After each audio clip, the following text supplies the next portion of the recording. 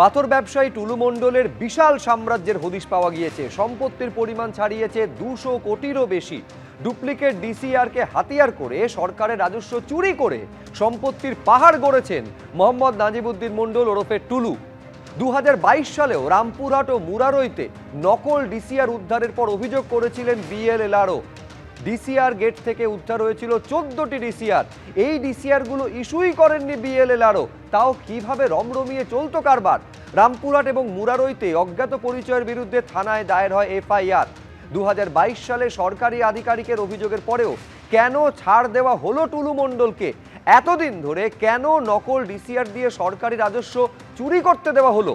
রবিবার রাতে টুলু মণ্ডলের জাল ডিসিআর ছাপানোর মেশিন উদ্ধার হয়। 2022 সালে মুরারইতে আটক করা হয়েছিল পাথর বোঝাই লরি, উদ্ধার হয়েছিল নকল ডিসিআর। লরি চালক এবং লরির মালিকের বিরুদ্ধে দায়ের হয়েছিল এফআইআর। সবকটি মামলায় আদালতে বিচারাধীন। রামপুরহাট একের এই যে ডিসিআর গেটের সামনে দাঁড়িয়ে রয়েছি, এখানে কিন্তু 2022 সালে যে বিষয় জানা যায় যে প্লেস অফ অকারেন্স দেখানো হচ্ছে এই জায়গা, এখান থেকে হচ্ছে 14টা এরকম ফেক ডিসিআর উদ্ধার হয়। তার পরবর্তীকালে মামলাও হয়। ভাড়া নিয়েছিল কে? টুলু মণ্ডল।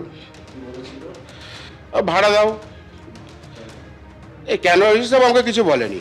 এইখানে আমাকে তো প্রথমে বলেছিল ওই আমার গাড়ির কিছু অফিসের লোক থাকবে করে, এমনি বলেছিল। আর তারপরে ওই আপনার ওই ডিসিআর কাটতো আমাকে ভাড়া, ওই 10,000 টাকা দিত মাসে মাসে।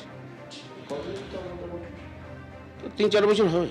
টুলু মণ্ডলের যে ডিসিআর গেটগুলো থাকতো তার আশেপাশে তার বাহিনী সবসময় থাকতো। ইতিমধ্যেই আমরা কথা বলেছি কয়েকজনের সঙ্গে, তারা বলছেন তারা চারপাশে পাহারার দায়িত্ব থাকতো।